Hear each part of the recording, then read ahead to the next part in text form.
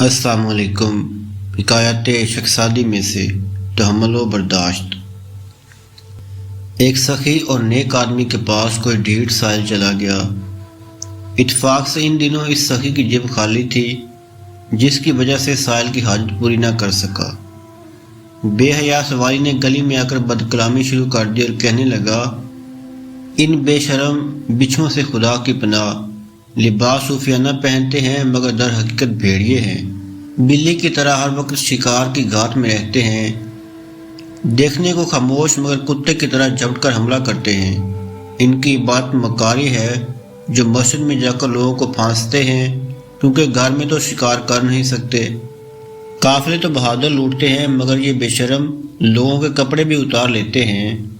رنگ برنگے پیمان لگا کر گدڑی بناتے ہیں لیکن ان کے نیچے سونا چاندی چھپاتے ہیں، گندم دکھا کر جو بیچتے ہیں، لوگوں کی جیبیں صاف کرنے کے لیے ان کے لیے چیخ چیخ کر دعائیں کرتے ہیں، عبادت کرنے میں کمزوری دکھاتے ہیں مگر ناچنے میں جوانوں سے بھی آگے ہوتے ہیں، موسیٰ علیہ السلام کی لاٹھی کی طرح لوگوں کا مال ہڑپ کرتے ہیں، دنیا کے لیے دین بیچتے ہیں، خود حضرت بلال جیسا فقیرانہ لباس مگر ان کی عورتوں کی لباس پہ حبشے کی ساری دولت صرف ہو جاتی ہے، باقی سنتوں کو ہاتھ نہیں لگاتے، صرف دوپہر کا کیلولہ اور سحری کھانے کی سنت اپناتے ہیں۔ میں کیا کہوں، اتنے بڑے ہوتے ہیں کہ ان کی برائی بھی اپنی بدنامی سمجھتا ہوں۔ کسی مرید نے اس کمینے سوالی کی یہ بکواس پیر صاحب کو بتا دی۔ بزرگ نے ہنس کر فرمایا، یہ تو اس نے کچھ بھی نہیں کہا، مجھے پتہ ہے کہ میں اس سے بڑھ کر ہوں، اس نے تو بطور گمان کا ہے، میں تو ان برائیوں کو اپنے اندر بالیقین جانتا ہوں، اس کا تو میرے ساتھ صرف 1 سال سے تعلق ہوا ہے، اس نے میرے 1 سال کے عیب بیان کیے ہیں،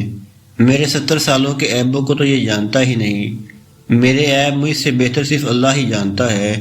یہ اس کا میرے بارے میں حسن ظن ہے کہ اس نے میرے گناہوں کی فہرست صرف اتنی ہی سمجھ رکھی ہے، اگر محشر میں میرے گناہوں کا یہ سوالی گواہ ہوا تو ضرور دوزخ سے بچ جاؤں گا،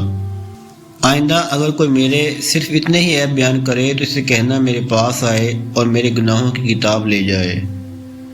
شخصادی علیہ رحمہ کی حکایت سے یہ سبق حاصل ہوتا ہے، احمق نیک لوگوں کے بارے میں کتنی حماقت کریں مگر نیک لوگ تحمل اور برداشت کا دامن نہیں چھوڑتے، مردان خدا ہمیشہ لوگوں کی طرف سے دل آزاری کی زندگی گزارتے ہیں اور پھر بھی نہیں گھبراتے، جس کا جتنا ظرف ہے اتنا ہی وہ خاموش ہے،